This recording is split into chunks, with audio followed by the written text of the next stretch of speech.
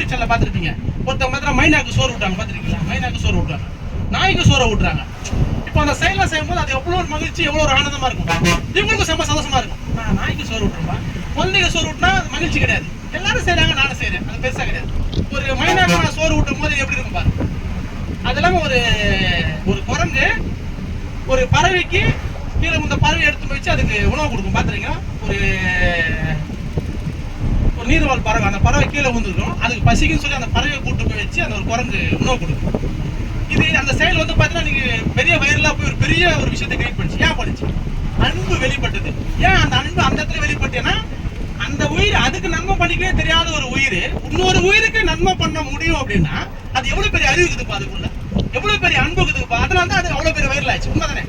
அப்போ அதுவே பண்ணுதுன்னா நம்ம அதை பண்றதுக்கு என்ன கஷ்டம்? நம்ம ஏன் அதை பண்ணக்கூடாது? நம்ம ஏன் அவ்வளோ ஆழ்ந்து போகக்கூடாது? அந்த அன்புன்ற விஷயத்துல நம்ம ஏன் ஆழ்ந்து போகக்கூடாது? நிறைய விஷயத்த செஞ்சுதான் பண்ண அவசியம். உணர்வுபூர்வமா அது சிந்திங்க, கற்பனையாவது அதை பண்ணுங்க. கற்பனைக்குள்ளையாவது நீங்க அன்புக்குள்ள போகணும்னு ஆசைப்பட்டாலே இந்த உடம்பு மாற்றணும். உண்மைதானே?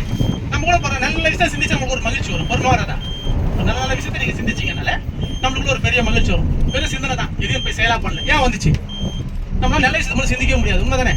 தேவையான விஷயத்தை சிந்திச்சு நம்மளை டிஸ்டர்ப் பண்ணிக்க முடியும்னா 100% முடியும். நம்ம எல்லாரும் சொல்லுவோம், சொல்ல மாட்டோமா? நீங்களா பாருங்க, தேவையில்லாத விஷயத்த நான் சிந்திச்சு என்ன டிஸ்டர்ப் பண்ணிக்க என்னால முடியும் அப்படின்னு தலையாட்டுறதுக்கும் கை தூக்குறதுக்கு எல்லாம் ரெடி.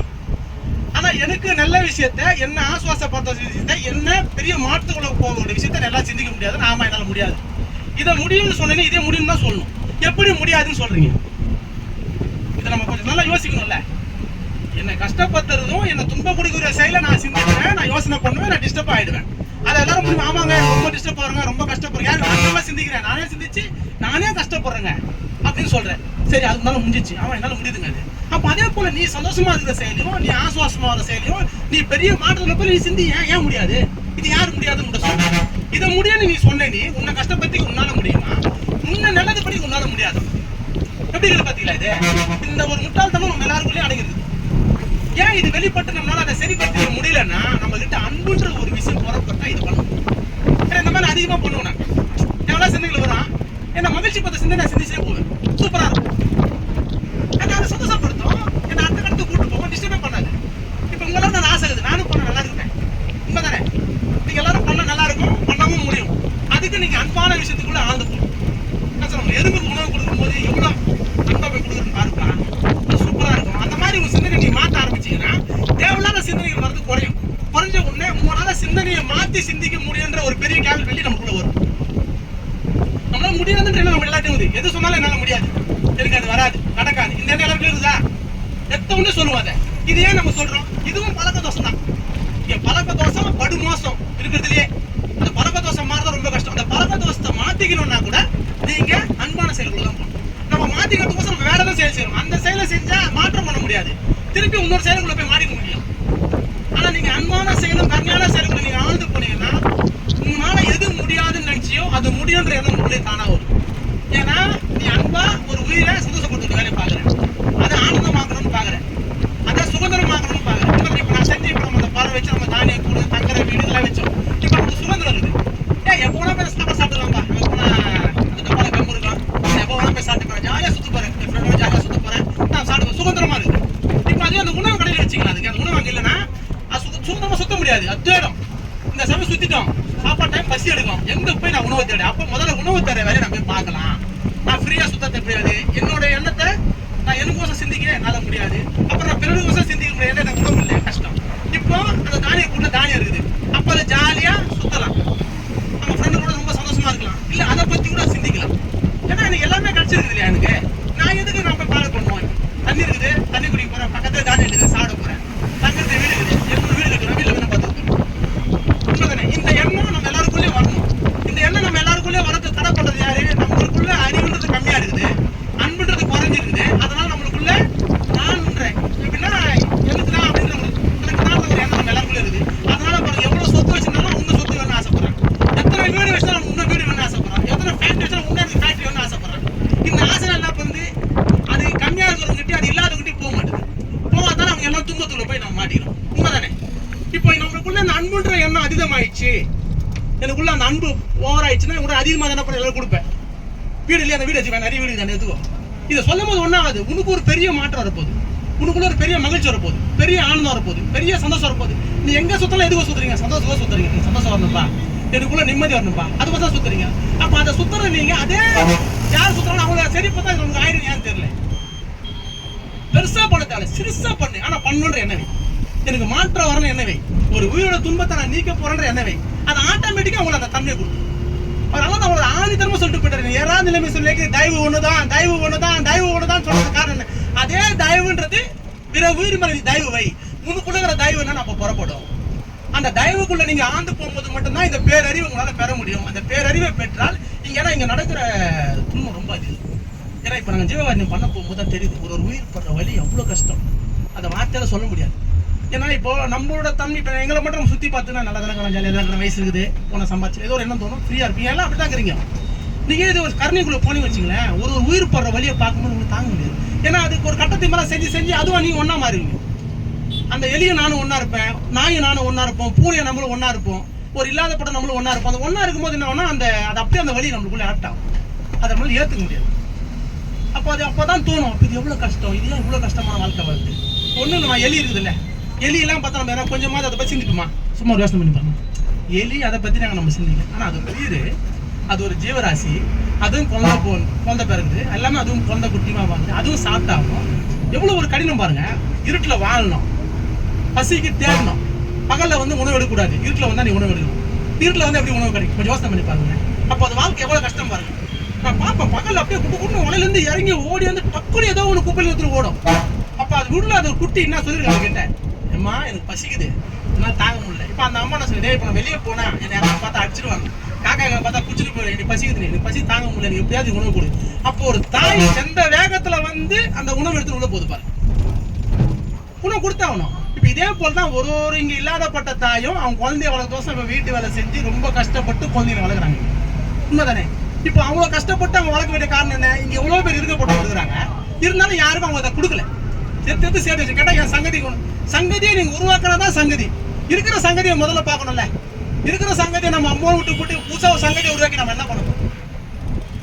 இந்த அறிவு நம்ம கிட்ட தான் நம்ம இவ்வளோ ஒரு துன்பத்துக்குள்ளேயும் இவ்வளவு ஒரு சிக்கலுக்குள்ளேயும் இவ்வளவு ஒரு இன்னலுக்குள்ளேயும் மாட்டின அவஸ்தைப்படுறோம். இந்த அவஸ்தை நீங்கணும்னா நம்மளுக்குள்ள முதல்ல அன்பு வரணும்பா. அதான் தெளிவா சொல்றாரு, உங்களுக்கு முதல் சாதனை அன்பா தான் இருக்கணும், கருணையா தான் இருக்கணும். அந்த சாதனைக்குள்ள நீ போகும்போது தான் உங்களுக்கு ஒரு ஃப்ரீனஸ் வரணும், ஒரு ரிலாக்ஸேஷன் கிடைக்கும். இப்போ அந்த பறவைகள்லாம் எல்லாம் வச்சிருக்கிறேன், இயற்கை தானியக்குள்ள வச்சுட்டேன், இப்போ முதல்ல சந்தோஷமா சுத்துவாங்க. அதே போல நம்மளுக்கு இப்போ நீங்க வரது வந்துட்டோம், ஏன் இவங்க எல்லாமே கிடைக்கும் பாருங்கன்னா ஒரு 10 நாள் தங்கிட்டு போன போறது இல்லை, சொல்ல மாட்டோமா? ஏன் விட்டா போதும் நைட் 9 மணி வீடு போயிடலாம்.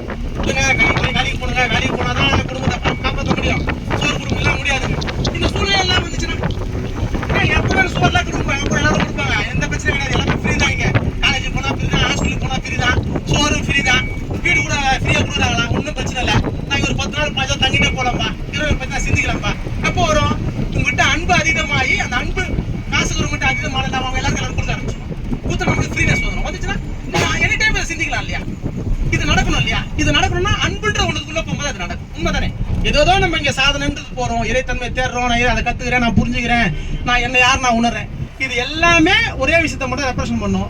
உங்களை எல்லாரையும் ஆசுவாசப்படுத்துற ஒரு விஷயம் மட்டும்தான் இறைவனா இருக்கும், மூலமா இருக்கும். உண்மைதானே? அதுதான் சந்தோஷமா இருக்கும். அதுக்கு பேர் அன்பு. அந்த அன்புன்ற விஷயத்துக்குள்ள நம்ம எல்லாரும் ஆழ்ந்து போனோம்னா ஒரு பெரிய மாற்றத்தை நம்ம உணரலாம்னா 100% உணரலாம்.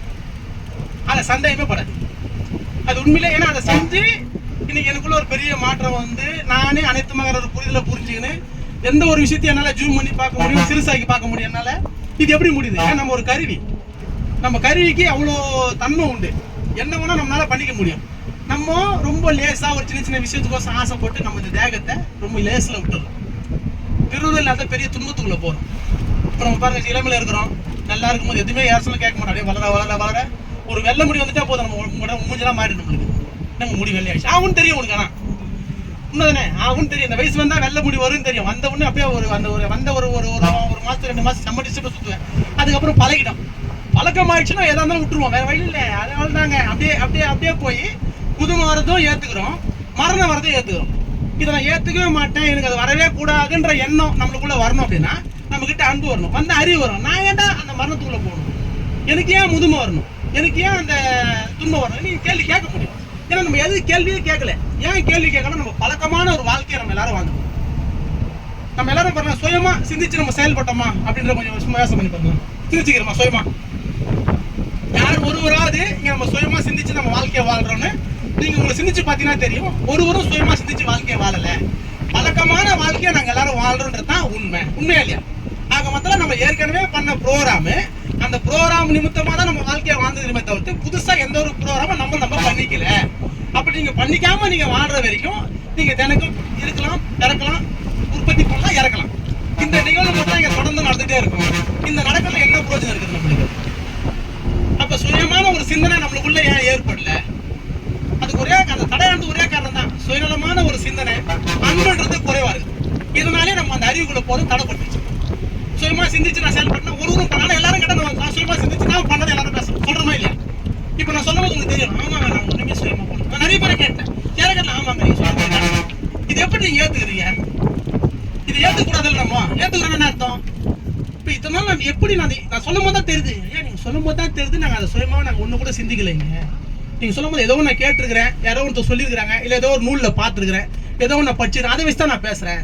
சுயமா என்னால ஒரு சிந்தனைக்குள்ள நான் போவே இல்லை தான். உண்மைதான் நீங்க சொல்றது அப்படின்றான். இது இப்படி ஆனா நீங்க கேட்டா நான் சுயமா சிந்திச்சுன்னு சொல்றேன், நம்ம கேட்டது எப்படி இல்லைன்னு சொல்றேன். அப்ப உன்னை நீ ஏமாத்தி நின்றுல இத்தனை நாள். இந்த ஏமாத்துதல் எப்படி உனக்குள்ள நீயே வச்சு நிறுத்துற? உன்னை நீயே சரியில்லாம ஒரு விஷயத்தை நீ வச்சுக்கினா எப்படி உன்னால சரியாக முடியும்? உண்மைதானே? இப்ப கூட பாருங்களேன், லெப்ட் கை ரைட்டு கை நம்மகிட்ட ரெண்டு விஷயம் இருக்குதா? இப்ப லெப்ட் ஹேண்ட் ரைட் ஹேண்ட், லெப்ட்டுக்கும் ரைட்டுக்கு என்ன வித்தியாசம்? ரைட்டுனா சரி, லெப்ட்னா ராங். உண்மையா இல்லையா? யோசனை பண்ணி பாருங்க. லெப்ட் ஹேண்ட் ரைட்ன்றது ஒண்ணுமே கிடையாது. இது இடது பக்கம் வலது பக்கம், அவ்வளவுதானே தவிர்த்து அதில் வேற எந்த பொருளுமே கிடையாது. இதுக்கு தப்பு ரைட்டுக்கு வார்த்தையே கிடையாது. ஆனா தப்பு ரைட் ஆயிருக்குது இன்னைக்கு. ஆயிருதா இல்லையா? நல்லது கெட்டதா ஆயிருக்குது இன்னைக்கு. அது எது? லெப்ட் கையும் ரைட்டு கையும். ரைட்டு கையில தான் நீ கொடுக்கணும், லெப்ட் கையில கொடுக்க கூடாது. அப்போ உனக்குள்ள இருக்கிற ஒரு உடம்புல இருக்கிற ஒரு பொருளையே, கையே மூலமான ஒரு பொருள், அதையே இழிவாக்கி வச்சிருக்கிறேன். உன் அறிவை கொண்டு கேட்டா அதான் சரின்னு எல்லாரும் சொல்லிட்டாங்க. சொல்றோமா இல்லையா? எவ்வளவு பேர் முட்டாள்தனம். இது நம்ம சிந்திக்கணுமா இல்லையா? ஏன் ரெண்டு கையில வேலை செய்யக்கூடாதா? ரெண்டு கையில நான் சாப்பிடக்கூடாதா? செஞ்சா எனக்கு நல்லது தானே, ஏன் அதை நான் செய்யக்கூடாது? ஏன் நான் தடப்பு? எப்படி எனக்கு தடப்பு? ஒரே விஷயம், பழக்கப்பட்டாங்க வீட்டுல எங்க அம்மா பழச்சு சொல்லி கொடுத்துறாங்க, மாத்திக்கணும் தானே மாற்றம். அந்த மாற்றம் வந்து நம்ம சுயமான அறிவுக்குள்ள போக முடியும். நீங்க மாற்றமே நான் பண்ணிக்க மாட்டேன், நான் இப்படியே தான் இருப்பேன்னு சொல்றது எப்படி சரி? நம்ம என்ன ஒரு சந்தையில கூட்டின மாடு மாதிரியா? நம்ம செம்பரியாடு கூட்டம் போய் ஒரு ஆடு போய் ஒரு பழத்துல ஊந்துச்சுன்னா எல்லா ஆடுமே அந்த பழத்துல விட்டோம். நம்மளும் அப்படிதான் ஊந்துருக்கோம். ஆனா கேட்டா இல்ல நான் மனுஷன், எனக்கு அறிவு அதிகமா இருக்குது, நாங்க சுயமா சிந்திச்சு போனோம். எனக்கு யோசனை பண்ணா தெரியும், சுயமா சிந்திக்கல, நான் செம்பரியாடு கூட்டம் மாதிரி தான் இங்க நாங்க வாழ்றோம், எல்லாரும் ஒரே விஷயத்தை தான் பண்றோம், மொத்தமா போய் எல்லாரும் ஊந்தி தான் போறோம். இது ஏன் நடக்கணும் இங்க? இதனால என்ன ஆகுது? இதனால ஒண்ணுமே ஆகுது, எல்லாத்துக்கும் வலி அதிகமா ஆகுதா இல்லையா? நம்ம லெப்ட் கை ரைட்டு கையவே நம்ம ஏற்றத்தாழ்வா நம்ம வச்சுக்கிறோம். இதையே தப்புன்னு நம்மளால சொல்ல முடியல. ஒரு லெப்ட் கையில எடுத்து ஒரு காசு கொடுக்க முடியாது. நம்மள கொடுத்தா வாங்கறோமோ அதை கொடுக்காதன்னுவா, கொடுக்கறோம் கொடுக்க மாட்டான். இப்ப இதெல்லாம் வந்து ஒரு சம்பிரதாயம் தான், இது சாங்கியம் தான். இதெல்லாம் ஒரு மூட நம்பிக்கை. இந்த மூட நம்பிக்கை நம்மளுக்குள்ள வச்சுக்கலாமா? இது உண்மையா மூட நம்பிக்கை தானே? இப்ப நான் கிட்டத்தட்ட 2 வருஷமா பார்த்தீங்கன்னா நான் லெப்ட் கையில சாப்பிடுறேன். ஏன் லெப்ட் கையில சாப்பிடுறேன்? இன்னைக்கு இந்த எண்ணம் வந்துச்சு, எல்லாத்தையும் ஒருமைன்னு பேசுறேன், அன்புன்னு பேசுறேன், ஏற்றத்தாழ்வு இல்லைன்னு பேசுறேன். இந்த ஏற்றத்தாழ்வு நீ உனக்குள்ளே வச்சு எவ்வளவு கேட்டதுல நான் மாத்திட்டு. இப்ப இதை கேட்கறவங்க எல்லாரும் மாத்தி ட்ரை பண்ணுங்க, ஒண்ணுமே ஆகாது, பெரிய மாற்றம் வரும். உனக்குள்ள ஒரு புதுசா ஒரு விஷயம் போறப்ப இப்ப சாப்பிட்டு பாத்தீங்கன்னா தெரியும், யாருனாலும் லெப்ட் கையில சாப்பிட முடியாது தெரியும் எடுத்த உடனே. இப்ப நீங்க சாப்பிட்டு பாத்தீங்கன்னா தெரியும், நீங்க லெப்ட் கையில எடுத்து சாப்பிட்டு பாத்தீங்கன்னா லெப்ட் கையில சாப்பிடவே முடியாது. என்ன காரணம்? பழக்கப்படுத்தல. சாப்பிடுற விஷயத்தையே ஒரு கைக்கு பழக்கப்படுத்தாம அந்த கூடுகிற கையவே உணவு கொடுக்கிற ஒரு சூழலுக்குள்ள கொண்டு போகாம நம்ம இருக்கிறோம் அப்படின்னா நம்ம அறிவா இருக்கிறன்னு அர்த்தமா? இல்ல நான் சுயமா சிந்திக்கிறேன்னு அர்த்தமா? நான் மனிதன் நம்ம சொல்றேன், நான் சொல்லுக்கு நம்ம தகுதியானவங்க தான் நம்ம அர்த்தமா? சட்ட யோசிக்கணும்ல. கேட்டா சொன்னாங்கன்றமே தவிர்த்து அதை புதுசா மாத்தி செய்வோம், அதை மாத்தி போன்ற எண்ணம் ஏன் நம்மளுக்குள்ள வரல? இது எல்லாத்தையும் தடை பண்றது ஒரே விஷயம் தான், அன்புன்ற ஒண்ணுக்குள்ள நம்ம ஆழ்ந்து போல. அதனால நம்ம சுயமான அறிவு சிந்திக்க முடியல. யாரோ சொன்னாங்கப்பா, செஞ்சாங்கப்பா, கேட்டாங்க, அதுதான் அந்த விஷயம் வாழ்ந்துக்கிறோம்ப்பா, அதை வச்சு நம்ம வாழ்ந்துட்டு போறது என்ன வருது? இதுல ஒண்ணுமே வராது. இருக்கலாம், வாழலாம், நோய் வரும், முதுமை வரும், வலி வரும், துன்பம் வரும், கஷ்டம் துன்பம் சொல்லி இறந்து போகலாம். இந்த நிகழ்வு நம்ம ரொட்டேஷனா பண்ணிருக்கோம். இந்த நிகழ்வு நடக்கக்கூடாதுன்ற ஒரே காரணத்தை தான் அவர் தெளிவா சொன்னாரு, அன்பாயிரு, கருணையாயிரு, உன் சாதனை இருக்கமானால் அது பிற உயிருக்கு உதவி பண்ணி சாதனையா வச்சுக்கணும். பிறர் வழியை உன் வழியா எண்ணுவதை நீ சாதனையா கொள்ளும் போதுதான் உன் அறிவு விளக்கப்படும். அன்னைக்கு சுயமான அறிவு உனக்குள்ள வெளிப்படும்.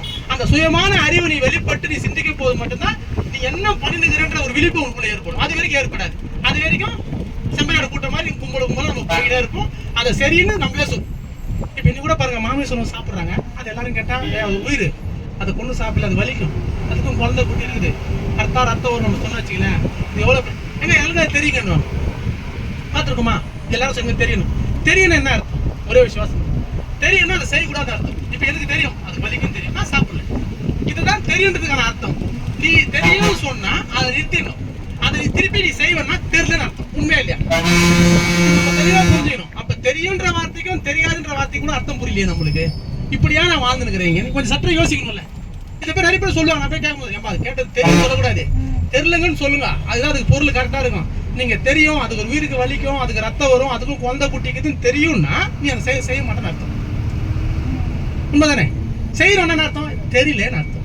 அதை தெரிஞ்சுக்கிறதுக்கு நான் என்ன பண்ணணும்பா, அதை கேட்கணும், அதை கேட்டு அந்த செயலுக்குள்ள ஆழ்ந்து போகணும். அப்ப அன்புன்ற செயலுக்குள்ள நீங்க ஆழ்ந்து போனா ஆமாப்பா அந்த உயிர் வலிக்குது, எதுவும் கஷ்டமா இருக்குது, அந்த வலி உனக்கு வரும், அதுதான் தெரியுது.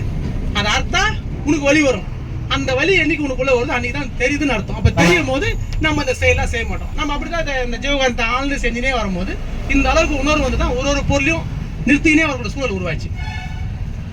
அவர் என்ன தான் புலை கொலை தவிர்த்தீங்கன்னா நீங்க ஞான சபைக்குள்ள வரலாம் அப்படின்ற அந்த வார்த்தை யூஸ் பண்றாரு. அப்ப நம்ம அன்புன்றதுக்குள்ள ஆழ்ந்து போகும்போது மட்டும் தான் நமக்குள்ள ஒரு பெரிய மாற்றம் வரும். அந்த மாற்றத்தை நம்ம எல்லாரும் உணரணும், தெரிஞ்சுக்கணும், புரிஞ்சுக்கணும். நம்ம அன்புக்குள்ள ஆழ்ந்து போகணும். அந்த அன்புன்ற ஒரு செயல் பிற உயிருக்கு உணவு கொடுக்கறது, பிற உயிர் இறந்தா அதை எதுவுமே அடக்கம் பண்றது, ஒரு உயிருக்கு நீர் வைக்கிறது, ஒரு உடல் முடியாதப்ப அதுக்கு மருந்து கொடுக்கறது, புரியுதா சார்? இது எல்லாமே செயல். இந்த எல்லா செயலுமே ஒரு மனிதனுக்கும் செய்யலாம், ஒரு ஜீவராசியும் செய்யலாம், ஒரு ஜட பொருளுக்கும் செய்யலாம்.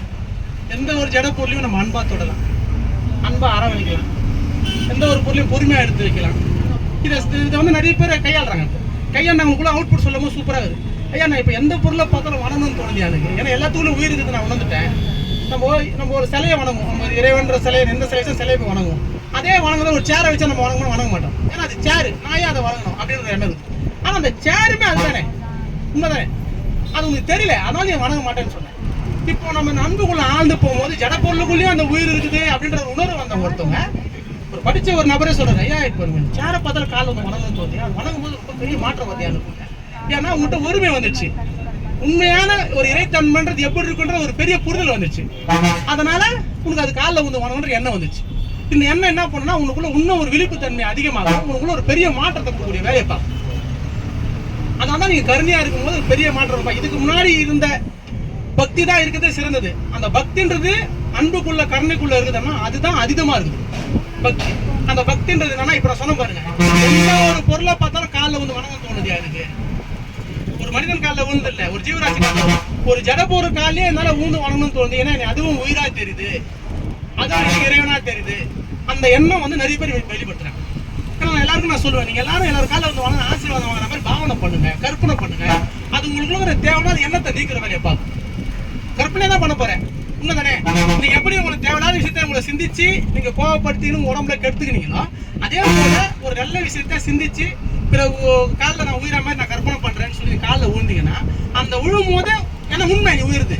ஏன்னா நீ தேவையான விஷயத்தை சிந்திச்சு டிஸ்டர்ப் ஆன இல்லையா, டிஸ்டர்ப் பண்ணி கஷ்டப்பட்டுருக்கிறேன். ஆக மொத்தம் அந்த சிந்திச்சதுக்கான வெளிப்பாடு வந்துச்சு முட்டை. அதே போல பிறர் காலில் உயிரா மாதிரியும், பிறர் நம்மளுக்கு அன்பு செலுத்துற மாதிரியும், பிறர் நம்மளுக்குள்ள அறிவு வர மாதிரி நம்மளை வாழ்த்துற மாதிரி நீங்க கற்பனை பண்ணாலே அவங்க வாழ்த்துதல் உங்களுக்கு கிடைக்கும். கிடைச்சி உங்களுக்குள்ள ஒரு பெரிய மாற்றம். ஏன்னா அன்புனாலே அடிப்படைதல்னு அர்த்தம், ஏத்துக்கணும்னு அர்த்தம், அடங்கி போகணும்னு அர்த்தம். இப்ப இந்த தன்மை நம்மளுக்குள்ள புறப்பட்டுச்சுனாலே ஆட்டோமேட்டிக்கா நம்மளுக்குள்ள தேவையில்லாத குணங்கள், இப்ப இந்த மாதிரி ஒரு நல்ல விஷயம் என்னால சிந்திக்க முடியலையே, லெப்டுக்கே ரைட்டுக்கே இப்படி வேரிஷனா பாக்குறேன், இந்த வேரிஷன் கூட என்னால மாத்திக்க முடியலையே, நான் சுயமா சிந்திக்கிறேன் ஆனா சிந்திக்கிறேன் நினைச்சிருக்கிறேன், இந்த மாதிரியான விஷயங்களை கூட நம்மளை விட்டு விலகி இது விலகி போனால் நமக்கு ஒரு பெரிய மாற்றம் வரும். நம்ம எல்லா விஷயத்தையும் கொஞ்சம் யோசனை பண்ணி நின்று நிதானமா செய்யக்கூடிய ஒரு பெரிய பக்குவம். இந்த பக்குவத்தை நம்ம எல்லாரும் கொஞ்சம் ஆழ்ந்து புரிஞ்சுக்கணும். இந்த ஒரு நாளை முழுமையா அன்புன்ற ஒரு விஷயத்த ஆணித்தனமா புரிஞ்சுக்க ட்ரை பண்ணும். இப்ப நீங்க போற இடத்துல எல்லாமே அன்பை சொன்னது, அன்பையே செஞ்சவர், அன்பின் வடிவமாக மாறி அவர் இந்த லைட் பார்ட்டிகளா மாறின இடத்துல நம்ம போயிட்டு. அப்ப இன்னைக்கு ஒரு நாள் முழுக்க அவங்க பொருள் மத்தியில கவனம் வைங்க. அன்புன்ற ஒரு விஷயத்த இப்ப நான் சொன்ன விஷயத்த கொஞ்ச நேரம் உங்க மைண்ட்ல போட்டு அப்படியே கசக்குங்க. எந்தெந்த ஒரு பொருளை தொட்டாலும் உணர்வோட தொடுங்க. நான் தொடர்ன்ற எண்ணத்துலயாவது அதை தொடுங்க, சரிங்களா? அந்த எண்ணத்துல நீங்க இருக்கும்போது பெரிய மாற்றம் உங்களால உணர முடியும், புரிஞ்சிக்க முடியும், தெரிஞ்சிக்க முடியும். இது கட்டாயம் இந்த இடத்துல அது சாத்தியப்படும். ஏன்னா இந்த இடம் மொத்தமா அன்பு சம்பந்தப்பட்ட அனைவரும் இங்க கூடக்கூடிய ஒரு இடம்.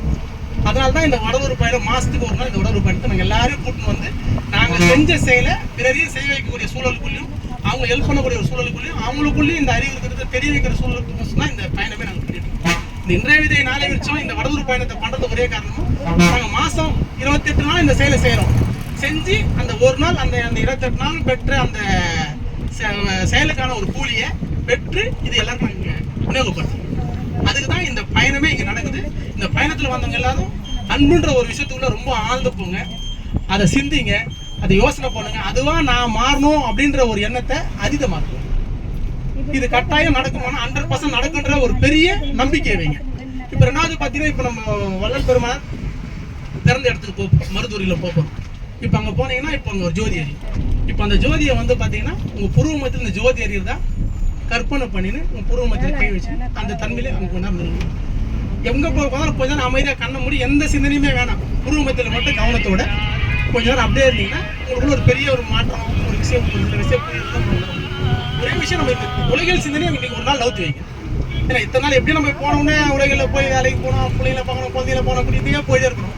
இந்த ஒரு நாள் இதுக்கோசம் நம்ம யூஸ் பண்ணும்போது சந்தோஷமாகவும் இருக்கும், ஒரு பெரிய அன்பு வரக்கூடிய ஒரு வழியை நம்மளுக்குள்ள ஏற்படுத்தக்கூடிய சூழலாகவும் இருக்கும்.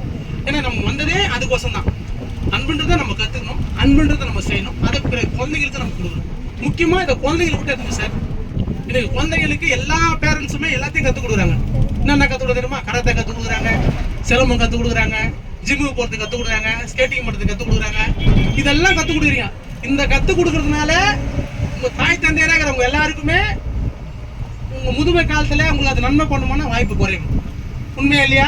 ஏன்னா இப்போ நிறைய பேர் எனக்கு ஃபோன் பண்ணி, ஐயா இந்த மாதிரி எல்லா பிள்ளைங்க நல்லா பார்த்துக்கணையா, இறுதியில் இந்த மாதிரி சொல்கிறாங்கய்யா, உங்கள் மனசு ரொம்ப கஷ்டமாக இருக்குது, கணவரும் இல்லை, நான் தனியாக இருக்கேன், எங்கே போகணும்னு தெரியல, நான் பெற்றெடுத்து வளர்த்த ஆளாக குழந்தைங்கன்னா அப்படி பேசுகிறேன். நான் தான் சொன்னேன், காரணம் அவங்களும் சொல்லுங்க, உங்களையும் சொல்லிங்க தயவுசெய்து நீங்கள். ஏன்னா நீங்கள் எல்லாரும் குழந்தைங்க படிப்பு சொல்லி கொடுத்தீங்க, செல்வத்தை கொடுத்தீங்க, அன்புன்ற ஒரு விஷயத்தை மட்டும் நீங்கள் எல்லாம் ஆணித்தனமாக கொடுத்தீங்கன்னா தவறிட்டீங்க. நீங்கள் அதோட வெளிப்பாடு இப்போ நடக்குது. இப்போ அதை பற்றி பேசி போகிறது இல்லை. ஆனால் இப்பயும் நீங்கள் அவங்க என்ன சொன்னாலும் ஏற்றுங்க. தயவுசெய்து வீட்டை விட்டு வெளியே வர வேலையை யாரும் பார்க்காதீங்க. எல்லாரும் என்ன சொல்கிறாங்கன்னா, நான் வீட்டை விட்டு வெளியே வந்து கூட வெளியே வந்து யார்கிட்ட பிச்சை எடுத்து நான் வாழ்ந்துருவேன்றாங்க. அதுவும் குழந்தைகிட்ட பிச்சை எடுத்துறாங்க. வெளியே வந்து நீ பிச்சை எடுக்கிறேன்னு சொன்ன ஒரு வாய் உன் வீட்டில் உன் குழந்தைகிட்டே பிச்சை எடு. இது எதுக்குன்னா, நான் செஞ்ச தவறோட வெளிப்பாடு அந்த குழந்தை நடந்துக்கிறானே தவிர்த்து அவன் மேலே எந்த தவறும் இல்லை. உண்மை தானே? அதை புரிஞ்சுக்கிட்டு நீங்கள் அங்கேயே பிச்சை எடுத்து வாழ்ந்தீங்கன்னா அந்த குழந்தைக்கு அறிவுற சூழ்நிலை தான் அவர் வரும். நீங்கள் வெளியே வந்து அவங்க பெத்த குழந்தைகளை நீங்களே திட்டி, நீங்களே சரியா இருக்குமா, நான் பெத்து வாழ்த்து இப்படி பண்ணுறேன், பொண்டாட்டி பேச்சை கேட்டு பண்ணுறோம், என் புருஷன் பேச்சை கேட்டு பண்ணுறோம், இந்த மாதிரி நம்ம பேசி அவங்களுக்கு ஒரு துன்பத்தை கொடுத்துட்டு நம்ம போகிற வெளியே பார்க்கக்கூடாது. அதனால நம்ம எல்லாரும் இந்த சிறிய வயதிலேயே நம்ம குழந்தை இருந்தால் அந்த குழந்தைங்க எல்லாருக்கும் அன்புன்ற விஷயத்த போதிக்கணும்னு எல்லாரும் ஆசைப்படுவோம். நான் இப்போ நம்ம பார்த்தீங்கன்னா மரிசிலாம் போட போவோம். ஒரு மாதத்துக்கு மட்டும் பார்த்தீங்கன்னா ஒரு 2 டன் 3 டன் அரிசி போடுறோம் புறாக்கு. ஒரு நாளைக்கு கூட 2000 புறா அவன் சாப்பிடுவோம். வீட்டில் ஒரு நாளைக்கு 100 கிலோ அரிசி போடணுங்க. நாங்கள் போடும்போது பார்த்தீங்கன்னா இந்த மாதிரி பேரண்ட்ஸ் வருவாங்க, எல்லாம் ஸ்கேட்டிங் கற்றுக் கொடுப்பாங்க. கிட்டத்தட்ட ஒரு 5-6 பேரண்ட்ஸ் வருவாங்க, ஒரு 10 குழந்தைய கூப்பிட்டு வருவாங்க. கூப்பிட்டு வந்து அவங்க பேரண்ட்ஸ் அவங்ககிட்ட போய் நான் பேசினேன். அவங்ககிட்ட சொன்ன உடனே எல்லாரும் அப்படியே முழுப்பாங்க. இப்போ அவங்களுக்குன்னா தெரியாத ஒரு விஷயம் ஒன்று, ரெண்டாவது புதுசு ஒரு விஷயம் வேறு. இதை போய் சொன்னால் காலையில் வேறு 6 மணிக்கு நான் டீச் பண்ணிக்கிறேன் அவங்களுக்கு. ஏன்னா பார்க்க எனக்கு ஏன்னா ஒரு வெறுப்பு வருது. நீங்கள் இதை கற்றுக் கொடுக்குறீங்க, நீங்கள் நான் வேணான்னு சொல்ல, அது கொடுத்து நிறைய கற்றுக் கொடுக்க மாட்டீங்களே. நான் என்ன சொல்கிறேன், அந்த இடத்துல வெளியே வச்சு நான் ஒரு தானியம் போடுறேன். அந்த தானியத்தை நீங்கள் எல்லாரும் வீட்டிலேருந்து வரும்போது ஒரு 5 கிலோ தானியமோ 2 கிலோ தானியம் வச்சு அந்த குழந்தைகிட்ட குத்தாடி போடுங்கப்பா. இதுவே நான் ஒரு வெளியே வந்து ஒரு கோயிலை கட்டி வச்சுக்கல முனையில் வரவனா சாமி கும்பிட்டு வருவான். உண்மை தானே? ஏன்னா பழக்கம். அதே போல ஒரு செயல் தான் அது. அன்புன்ற ஒரு செயல் பழக்கமா இல்லாதனால அதுக்குள்ள யாரும் போக மாட்டான். ஆனா அன்பு பிடிக்கும் எல்லாருக்கும், அன்பு வேணும் எல்லாருக்கும். ஆனா அதை பழக்கமா யாருமே செய்யல. இப்போ நான் ஒரு பப்ளிக்ல வச்சு ஒரு பீச் ஓரத்துல எல்லாரும் வந்து போகக்கூடிய இடத்துல வச்சு தானியம் போட்டேன். யார் வேணா வந்து தானியம் அங்கே வாங்கி வைக்கலாம், யார் வேணா கையால் எடுத்து போட்டு போகலாம், யாரும் பண்ண மாட்டாங்க. நான் கிட்ட போய் எக்ஸ்பிளைன் பண்ணேன், ஐயா நீங்க வரீங்க அந்த குழந்தைங்களுக்கு அன்புன்றதை கொஞ்சம் சொல்லிக் கொடுங்க. ரெண்டாவது இந்த மாதிரி தானியம் காலைல வந்தோடனே அப்படி கொஞ்சம் தூக்கி விட்டுட்டு போய் அந்த குழந்தைய போய் ஸ்கேட்டிங் மட்டும் வீலிங் மட்டும் எல்லாம் பண்ணிட்டோம். அது என்ன ஆகிட போகுது? உண்மை தானே? அப்போ அந்த குழந்தை கேட்கல, ஏப்பா நம்ம இங்கே போகணும்னு ஒரு கேள்வி கேட்குறேன். சின்ன குழந்தை அது சொல்லணும், இல்லைப்பா அந்த ஒரு உயிர் பசியில் இருக்கிறோம், நம்ம அது உணவு போடும்போது அது மகிழ்ச்சியாக இருக்கும் அப்படி நம்ம சொல்லி அதை பண்ணும்போது அதுக்குள்ள ஒரு ஆசை வரும், ஒரு சின்ன சந்தோஷம் வரும், அதுக்குள்ள ஒரு அறிவும் வரும். ஏன்னா சிறிய வயதுல நம்ம என்ன விஷயத்த அந்த குழந்தைகளை நம்ம விதைக்கிறோமோ அதுதான் நீங்க பிற்காலத்துல அறுவடை பண்ண முடியும். நீங்க சின்ன வயசுல அதை விதைக்காம நீங்க விட்டுட்டு நாளைக்கு நான் அது எனக்கு இது இப்படி பண்ணல, எனக்கு அதை அப்படி பண்ணலாம், அதை அப்படிதான் பண்ண முடியும். இதை இங்க பேரண்ட்ஸா இருக்கிறவங்க எல்லாரும் கொஞ்சம் இதை ஆழ்ந்து புரிஞ்சுக்கணும். குழந்தைகளுக்கு என்னென்ன நம்ம சொல்லிக் கொடுக்குறோமோ இல்லையோ அன்புன்ற ஒரு விஷயத்த ஆணித்தனமா சொல்லிக் கொடுக்கணும். நம்ம இன்றைய இதனால இப்போ நம்மளோட யூடியூப் சேனலில் போனீங்கன்னா நம்ம அன்பை பற்றி நிறைய பேசுவோம், அந்த செயலை பற்றி நிறைய பேசுவோம். நம்மளோட செயலுக்குள்ளே பார்த்தீங்கன்னா எவ்வளோ சின்ன பசங்க வந்து அந்த செயலை செய்கிறாங்கன்றது நீங்கள் எல்லாரும் பார்க்கணும். ஏன்னா இது எல்லாருக்குமே அன்பு போய் சேர்ந்தாகணும். ஏன்னா இங்கே அவ்வளோ வழி இருக்குது.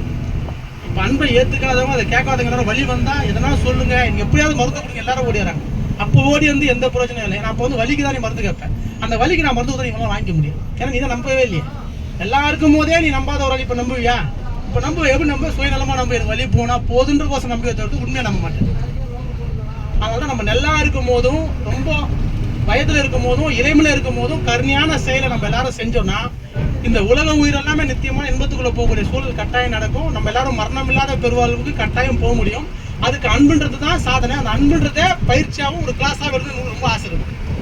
இதை பயிற்சியாக பண்ணணும். இது வந்து ஒரு கிளாஸாக எடுக்கணும். எல்லாருக்கும் அன்பை பற்றி போதிக்கணும். அவங்கள கூட்டின ஃபீல்டில் அன்புன்னா என்னன்னு சொல்லிக் கொடுக்கணும். ஏன்னா இதை செய்யலாம், இதை கட்டாயம் செய்ய முடியும். ஏன்னா எல்லாரோட ஒத்துழைப்பு இருந்தால் எல்லாரும் பண்ணலாம். அது பெரிய விஷயம் கிடையாது. ஏன்னா இன்னைக்கு ஆல்ரெடி நீ ஒரு 10 குழந்தைங்க இருக்குது. அவங்க குழந்தைங்க ஞாயிற்றுக்கிழமை சனிக்கிழமை வந்து நம்ம கஞ்சி ஊற்றுறதுக்கு வருவாங்க. காலையில் ஒரு 10 வயசு 12 வயசு குழந்தைங்க ஹாஸ்பிட்டல் வாசலில் நிற்க வச்சு அவங்க கஞ்சி ஊற்றுறாங்க. அங்கே வரவங்கலாம் பார்த்தீங்கன்னா அப்படியே சிரஞ்சி குத்திக்கின்னு இங்கே ஒரு ஹோல்ஸ் போட்டுக்கின்னு அந்த குழந்தைங்களாம் பார்க்க விசித்திரமா பார்க்குது. எப்படி இந்த மாதிரி ஆச்சு? ஏன்னா அந்த சின்ன வயசுல அதுக்கு அது தெரியும் போது மட்டும்தான் அதுக்குள்ள ஒரு பயமும் வரும், இது ஏன்ற கேள்வியும் வரும். ரெண்டுமே வரணும். அதுக்குள்ள இந்த வாழ்க்கை என்னன்ற ஒரு பயம் வரணும், இது ஏன் நடக்குதுன்ற கேள்வி வரணும். இந்த கேள்வியை அந்த குழந்தைங்க சின்னதுலேயே கேட்கும் போது மட்டும்தான் அதுக்குள்ள அறிவு ஒன்றே ஏற்படும். ஏன்னா சின்ன வயசு அது அப்பதான் உருவாகும் போதே அதுக்குள்ள இது ஏன்ற ஒரு கேள்வியும் அந்த பயமும் வந்துச்சுன்னா அதுக்கான அறிவும் அனுபவம் ஒன்னே வரும். அதுக்கு நம்ம எல்லாரும் சின்ன குழந்தைங்களை கூட்டு போயிட்டு நம்ம இந்த ஜீவகாரியத்தை செய்ய வைக்கும் போது ஒரு பெரிய மாற்றம் வரும். இப்போ அதனால இன்னைக்கு நிறைய குழந்தைங்க இயற்கையாக வந்து இருக்கிறாங்க. இதை பார்க்குறவங்க, இதை கேட்குறவங்க எல்லாரும் குழந்தைங்களை அன்பு சொல்லி கொடுக்கணுன்ற ஒரு வேலைக்குள்ள எல்லாரும் இறங்கணும். நம்ம யூடியூப் சேனலில் பார்த்து நம்ம என்னென்ன செயல் செய்யணும்னு தெரியும். நம்ம இடத்துல வந்து நம்ம கூடயே வந்து எல்லாரும் கலந்துக்கலாம். ஏன்னா நம்ம கூட வந்து கூட்டு போய் அவங்க செய்ய வச்சு அவங்க கையில் எல்லாரும் போட வச்சு பண்ணும்போதுனா அவங்களுக்குள்ள அன்பு சூப்பராக வெளிப்பட ஆரம்பிச்சு. அது அன்பை பற்றி பேச ஆரம்பிக்கணும். குழந்தைங்க பற்றி சின்ன வயசுல விளையாட்டு அதிகமாக இருக்கும். முதல்ல பார்த்தா விளையாட்டு சண்டை தான் விளையாடுறது. விளையாட்டே குழந்தைங்க ஆரம்பத்தில் சண்டை தான். பார்த்துருக்கீங்களா நீங்கள்? யாராவது எந்த குழந்தையுமே அன்பை மட்டும் விளையாடவே விளையாடாது. பார்த்துருக்கீங்களா? அது அண்ணன் தங்கச்சியாக இருந்தாலும் சரி, அண்ணன் தம்பியாக இருந்தாலும் சரி, பக்கத்து வீட்டு குழந்தையும் சரி, அது விளையாண்ட சண்டைக்கு மட்டும் தான் விளையாடும். இது பொருள் அது ஏற்றுக்கும், அது பொருள் இது ஏற்றுக்கும். அது செஞ்சா இது விடாது, இது செஞ்சா அது விடாது. ஏன்னா அதுக்கு விளையாட்டுனா எப்படின்னே தெரியல. ஆனால் விளையாட்டுனா சண்டையில் தான் போய் முடியும். விளையாட்டுனா ஒருத்தர் தோக்கணும், ஒருத்தர் ஜெயிக்கணும். இதுதான் விளையாட்டோட ரூலே. உண்மைதானே? நீங்க விளையாட ரூல் என்னன்னா ஒருத்தர் ஜெயிக்கணும், ஒருத்தர் தோக்கணும். ஆக மொத்தம் ஒருத்தரை நீங்க கஷ்டப்படுத்தணும், அப்பதான் நீங்க ஜெயிக்க முடியும். ஒருத்தரை கீழே போட்டு நீங்க மேலே நிக்கணும், அப்பதான் நீங்க சந்தோஷமா இருக்க முடியும். ஒருத்தர் அழணும், நீங்க சிரிக்கணும். இதுதான் கேமோட ரூலே. அப்ப கேம் தப்பா ரைட்டா? நம்ம கேம் எல்லாம் சூப்பர்னு சொல்றோம் எல்லாருமே. எல்லா கேமும் சூப்பர். எந்த கேமுமே சரி கிடையாது. எல்லா கேமுக்குள்ளயும் ஒருத்தர் கஷ்டப்படுவார், ஒருத்தர் சந்தோஷப்படுவார். இதுக்கு எதுக்கு அந்த கேம்? உண்மைதானே? இது நம்ம ஆழ்ந்து கொஞ்சம் பிரிவாக பண்ணலாம். இப்போ சின்ன வயசுல நம்ம எல்லாரும் ஒரு ஃப்ரெண்ட்ஸோட ஒரு இடத்துல பார்த்து பேசுவோம். திடீர்னு பார்த்தா வேடா போகலாம்னு கேட்போம். ஒரு 5 பேர் 6 பேர் தான் வேடா போகும்போது ஒரு பிரிவினை வரும். எத்தவுடனே 6 பேர் இருந்தால் 3 பேரா பிரிவிங்க. பிரிஞ்சு விளையாட ஆரம்பிச்சோடனே விளையாட்டுல ஏதோ ஒரு பிரச்சனை வந்துச்சுன்னா அவள் தான். அந்த 6 பேரும் 6 விதமா போனாலும் ஆச்சரியப்படுறதுக்கு இல்லை, 6 பேர் 3 விதமா போனாலும் ஆச்சரியப்படுறதுக்கு இல்லை. என்ன பண்ணி போனது விளையாட்டு தான். விளையாட்டுல உங்களுக்கு எங்க வந்தது சண்டை? இந்த சண்டை சிந்திக்கணும்ல. ஏன்னா இங்க விளையாட்டு தான் சண்டையா மாறும். ஆனா சின்ன பசங்க எடுத்தவொன்னே ஆரம்பத்திலே விளையாடும் போது அது கோபமும் சண்டை தான் விளையாடும். ஆனா அதுகிட்ட அந்த சின்ன வயசுல அன்புன்ற விஷயத்த நம்ம போதிக்க ஆரம்பிச்சா அன்பா விளையாட ஆரம்பிச்சு. அது அன்பா விளையாடுச்சுன்னா 2 பக்கமும் மகிழ்ச்சி இருக்கும். அந்த மகிழ்ச்சி அதுக்குள்ள ஒருமை குணத்தை சிறிய வயதுல ஈஸியா வர வச்சிடும். அந்த சிறிய வயதுல அந்த குழந்தைகளுக்கு அந்த ஒருமை குணம் வந்துச்சுன்னா எடுத்தோம்னா அது ஞானமே வந்துடும், அறிவு வந்துடும். நீங்க அறிவெல்லாம் போய் ஸ்கூல்ல வச்சு போதிக்கிற பெரிய அவசியமே கிடையாது. புதுசா அது ஒரு வார்த்தையை சிந்திக்கும், புதுசா ஒரு விஷயத்தை எழுதும். அதுக்குள்ள சுயமான அறிவு சுயம்புலியே வந்துடும். ஆரம்பத்திலேயே அதுக்கு அது அந்த அறிவு வரதுக்கான சூழல் உருவாயிடும். ஆனா சிறிய குழந்தைகளுக்கு அன்புன்ற ஒரு விஷயத்த ஆணித்தனமா போதிக்கணும். ஏன்னா அன்பு தான் இங்க மூலம், அன்பு தான் இங்க அனைத்தும், அன்பு தான் இங்க இறைவனா இருக்குது.